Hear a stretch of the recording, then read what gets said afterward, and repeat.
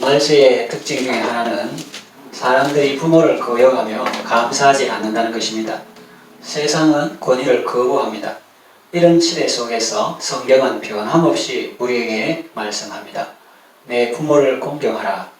오전에는 부모님의 초점을 맞추어서 말했는데 오후에는 우리 신앙생활 전반에 걸쳐서 말씀드리려고 합니다. 우리가 권위를 하나님의 은총으로 받을 때 하나님께서 그 권위를 통해서 우리에게 어떤 복을 주십니까? 첫째로 우리를 보호해 주시고 책임져 주십니다.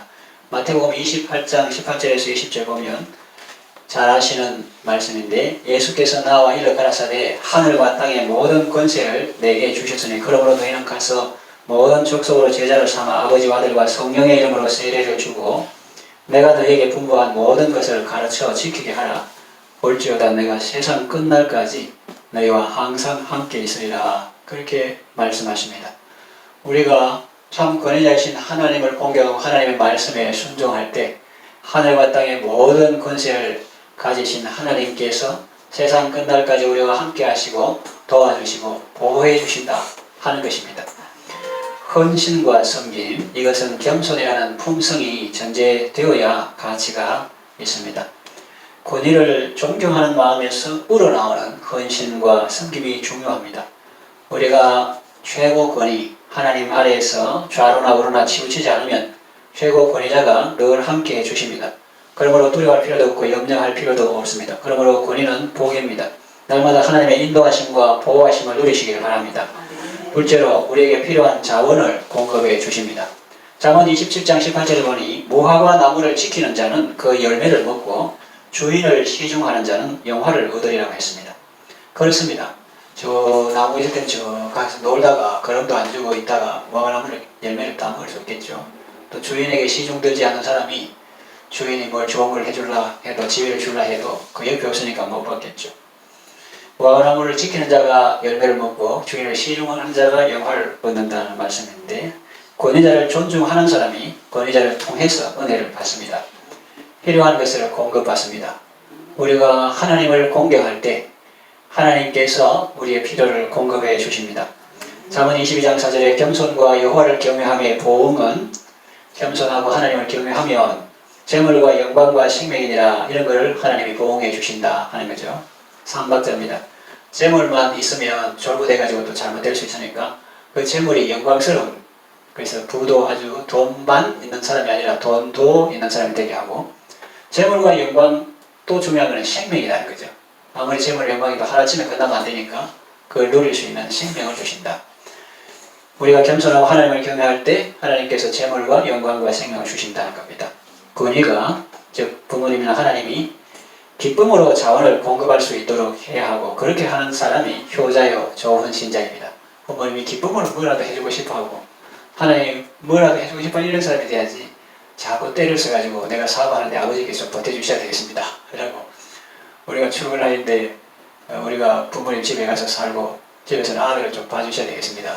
부모가 원하면 그래 하겠지만 그렇게 기쁨으로 그 자원을 공급하시도록 해야지 억지로 그렇게 하도록 하면 안 되고 마태복음 7장 10절에서 12절에 보면 가난한 아이에 대해서 엄마는 민감합니다.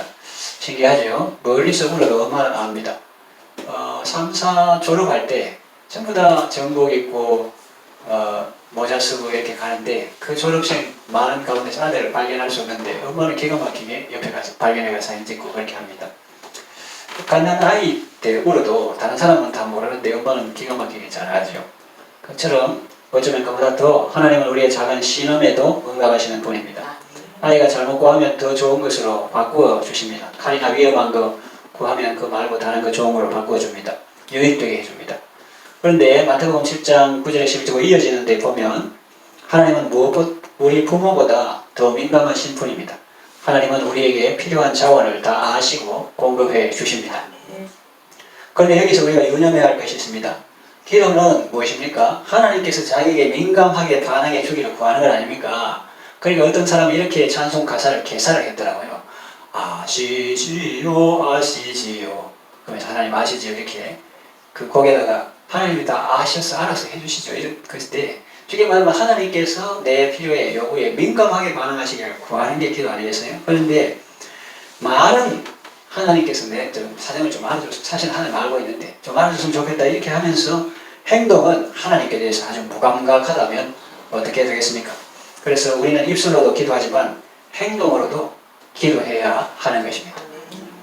하나님께서 그걸 다 보고 계시거든요. 아합이 벌 받는 게 많은데 엘리야 동안 책망을 듣고 이렇게 걸음도 천천히 걷고 이러니까 그 악한 사람도 하나님께서 불쌍히 여기고, 그걸 또 선지자 말 듣고 저렇게 걸음도 천천히 걷고 하니까 그 당대에 재앙을 내리지 않고 그 다음에 내린다, 이런 표현도 있습니다. 그래서 우리가 입술로도 하지만 행동으로도 하나님 앞에 민감하게, 오전 말씀같이 지옥 안 가는 그 수준으로 말고 정말 하나님을 기쁘시게 이 하루도 하나님의 뜻대로 살려, 이런 기준으로 그렇게 하나님께 민감할 때 하나님도 우리에게 민감하신다, 이런 것을 우리가 기대할 수 있습니다. 그래서 이런 말씀들을 통해서 마태복음의 산상수훈의 기도 본문, 거기에 통해서 하나님은 우리가 의에 대해서 민감하도록 훈련시키십니다. 사람들이 하나님에 대해서 민감하지 않으니까 자기 충동에 민감합니다. 우리가 권위 아래 있을 때 권위자가 우리 필요에 민감하게 반응해 줍니다. 우리는 자녀에게, 부모에게 드리는 것이 영광이라는 것을 가르쳐야 합니다. 안 가르치는 것보다는 가르치는 게 좋습니다. 니도 살기 바쁜데 그렇게 할 수도 있지만 부모님에게 드리는 것이 영광이라는 것을 가르쳐야 합니다. 그리고 우리 자신도 하나님께 드리는 것이 영광이라는 것을 알고 기쁨으로 공경해야 합니다. 우리가 어려울 때 하나님의 도움을 받는 것도 참 좋잖아요. 받는 것도 좋은데 뭐 다 하나님께 받는 건데, 그런데 하나님께서 내 없어도 그렇게 할 수 있는데 나를 통해서 교회나 하나님께서 도움을 받는다 하면 좀 그렇고, 하나님이 나의 헌신을 필요로 하신다, 얼마나 감사한지 몰라. 성경에 기가 막힌 구절이 있는데 어떤 구절이 하면은, 예수님은 능력이 많으시잖아요. 보리떡 5개, 물고기 2마리를 5,000명 이상을 넘기고도 먹이고도 남는 분이잖아요. 그런데 기가 막힌 본문이 있습니다. 그 예수 전도단에 일행이 있는데 그런 아주머니들, 그 여성도들이 있는데 그 예수님과 함께하며 자기의 소유로 그들을 섬기더라, 이렇게 되어 있습니다. 그 우리가 보통 알기로는 예수님께서 막 기적을 베푸시고 보리떡 5개, 물고기도 남자로 5,000명 많은 사람을 먹이시고 베푸고 이러는데 그 예수님을 자기 소유로 섬긴 사람이다. 성경에 본문에 있습니까? 있다. 그러니까 그분들이 우리가 예수를 믿으면서 예수님의 덕을 보고 도움을 받는 게 참 좋은데 그분들은 어떻게 자기의 소유로 예수님을 섬겼는가? 또 예수님은 하나님에서도 그분들이 그렇게 섬기는 기쁨을 허락하셨던가? 이런 것을 생각해 볼 수 있죠. 그래서 기쁨으로 주님을 섬기고 하나님께 필요한 자원을 공급받는 그런 복된 삶이 되시기를 바랍니다. 세 번째로 우리에게 권위를 이양하십니다. 주님은 순종하는 자에게 모든 것을 주십니다. 지위뿐만 아니라 결정권을 이양하십니다. 잠언 27장 18절에 자기 주인을 섬기는 자는 영화를 얻는다고 했습니다. 여호수아는 모세를 존경하면서 옆에서 잘 섬겼습니다. 민수기 11장 28절, 신명기 2장 38절, 여호수아 1장 1절, 내종 모세가 죽었으니 너는 이제 일어나. 아이들 말로 껌딱지입니다. 모세 가는데 여호수아 늘 있었고, 모세가 기도할 때 여호수아는 바깥에 있었고, 늘 그러니까 이제 내종 모세가 죽었으니 너는 이제 일어나. 그러니까 인간 지도자는 죽어도 하나님은 계속 공동체와 함께 하시는데 이 백성이 그 약속의 땅으로 가라, 그렇게 말씀하시죠. 하나님은 군림하고 폭군 그런 게 아니고 정말 성령으로서 다스리고, 나중에는 10골 5골도 하나님이 다 다스리는 게 아니고 훈련시켜가지고 이 사람에게 10골 다스리는 권세, 저 사람에게 5골 다스리는 권세, 이렇게 주십니다. 하나님은 정말 우리를 신의 성품에 참여하는 자가 되게 이렇게 훈련하시는데, 사탄은 단기 속성 과정으로 네 하나님 되게 해줄게. 그런데 그거는 이제 성화의 과정을 거친 것이 아니라 탐욕의 과정으로 이렇게 눈이 밝아져 하나님과 같이 되리라. 그런데 인간이 하나님처럼 되기는커녕 짐승 같은 수준으로 떨어지는 그런 걸 볼 수가 있습니다. 그래서 하나님은 우리가 권위를 존중하고 순종할 때 하나님 우리에게 그 권위를 이양하신다 하는 겁니다. 예수님은 어떻습니까? 요한복음 5장 27절에 인자됨으로 말미암아 심판하는 권세를 주셨다고 했습니다. 하나님이신 예수님이 인자, Son of Man, 사람의 아들이 되셨습니다. 이 낮아지심은 너무나 신비해서 우리 인간으로는 도저히 측량할 수가 없습니다.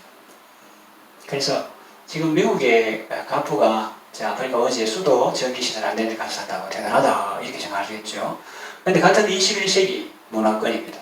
그런데 예수님은 21세기 아니라 천국 문화권에서 1세기에 그 세상 속으로 오신 것인데 그 나다니심을 우리가 다 청량할 수가 없죠. 그런데 예수님이 그렇게 하나님 아버지의 권위에 성부에 순종하고 존중하고 이렇게 할 때 예수님 하나님께서 심판하는 권세를 주셨다 하는 것입니다. 그래서 예수님은 하나님이신데 그렇게 당연하게 생각할 게 아니라 신성은 성자 하나님이지만은 인성은 우리 똑같은 사람이다. 우리하고 성정이 같은 사람이다. 그런 걸 우리가 늘 생각해야 합니다. 그 예수님이 나다니셨을 때 하나님은 예수님에게 권위를 이양하시고 심판하는 권세도 다 주셨습니다. 베드로전서 5장 5절에서 7절 본문인데 하나님은 겸손한 자들에게 은혜를 주십니다. 그러니까 하나님의 능하신 손 아래서 겸손하십시오. 때가 되면 하나님께서 높여 주십니다. 권위를 이양하십니다. 포지션 지위뿐만 아니라 결정권도 이양하십니다. 10곡을 5곡을 다스리는 권세도 주십니다. 겸손이 입증되면 하나님께서 높여 주십니다. 하나님 나라를 상수하게 하시고 받은 은사로서 하나님의 백성들을 섬기고 다스릴 수 있도록 은혜를 베풀어 주십니다. 이제 말씀을 정리합니다. 사람들은 말로는 하나님을 섬긴다고 하지만 행동으로는 배척하는 경우가 많습니다. 예수님은 전도자들을 보내시면서 말씀했습니다.